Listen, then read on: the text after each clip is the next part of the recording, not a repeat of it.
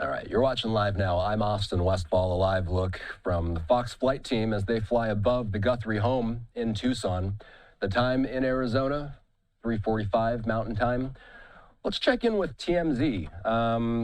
Michael Babcock is here. They're working on a lot out there, and Michael is TMZ's executive producer. You know, Michael, I know that you guys have been trying to figure out what type of jacket the person on that Guthrie surveillance footage is wearing. What have you guys been finding about that? Hey, Austin, thank you for having me. So I want to make sure I get the name of the brand of the jacket correct here. So it's called an Aero Hex jacket. And I think it could potentially, not saying definitively, but potentially offer a big clue here for investigators. They have been trying since that surveillance video was released a couple of days ago from the Nest camera that was at Nancy Guthrie's door. They have been trying to identify items of clothing that this person was wearing. They found the backpack that he was wearing, but it is a bag that's sold at Walmart, and it's not very expensive. It's an inexpensive bag, something like $11 or $12, and it again is sold at one of the biggest retailers in the entire world. So that was a bit of a dead end because how do you find out all of the people who have purchased this bag? Well, these Aerohex jackets are far more rare.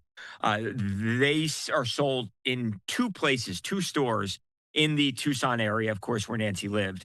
In one of the stores, as a matter of fact, says, yeah, we're not really selling that brand right now. So, not to say it was definitively bought in Tucson, but there's a good chance that it was. And if so, perhaps that's something that police could track down who bought that particular item of clothing. And does that lead them to the captors? You know, I've been reading your guys' site. I know you guys received a third email from the man who claims he knows the identity of Guthrie's kidnapper. What does this latest note say? Yeah, we obviously got a couple of weeks ago here, not this past Tuesday, the Tuesday before we got the ransom note. Now, this was not a ransom note.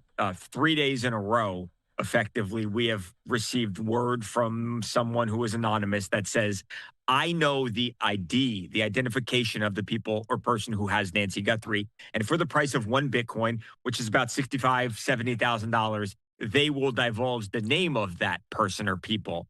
So they reached out starting on Tuesday, it was, and then Wednesday, and then again on Friday. And essentially every day they've said that they, again, feel like they're not being taken seriously, and that they do have this very relevant information. And unless somebody pays up, they are not going to say anything.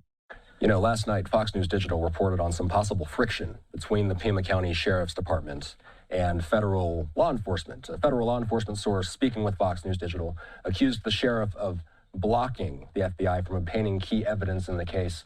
Have we been hearing official word from the Pima County Sheriff's Department about this? What are they saying? Yeah, I know the Pima County Sheriff has said that, not true. There's not been a fight over the evidence, but obviously you see these many reports out there that say very differently that the Pima County Sheriff, one, they've been accused of dragging their feet a bit in the beginning of this investigation, not wanting to bring the FBI in, then finally bringing them in days later, and then still not fully cooperating, having arguments over the evidence and where something like the gloves that were found just a mile and a half away from Nancy Guthrie's home that could be such a key piece of evidence because they could contain DNA that may lead them to the captors. But having an argument over where or disagreement over where that evidence would be sent, with the Pima County Sheriff wanting to send it to a private laboratory in the Florida area, whereas the FBI says, no, look, we want to send this to Quantico. We've got the best experts in the world who are very experienced when it comes to these kind of cases and working with this kind of evidence, and just the push and pull that seems to be happening between the federal authorities and the local officials. And it's not new, right? I mean, we've heard of it's a battle as old as time, where the local officials feel like they're being big-footed by the federal officials, and this is just something that often happens. It's just, you feel like we don't have time for something like this. I mean, we're talking about an 84-year-old woman here who is not in great physical health, who needs medication. And I mean, everything needs to break right, you feel like, for her to get home. Fighting is not the best thing for the investigation, let's be honest. Yeah. Thanks for the update, Michael. Appreciate you.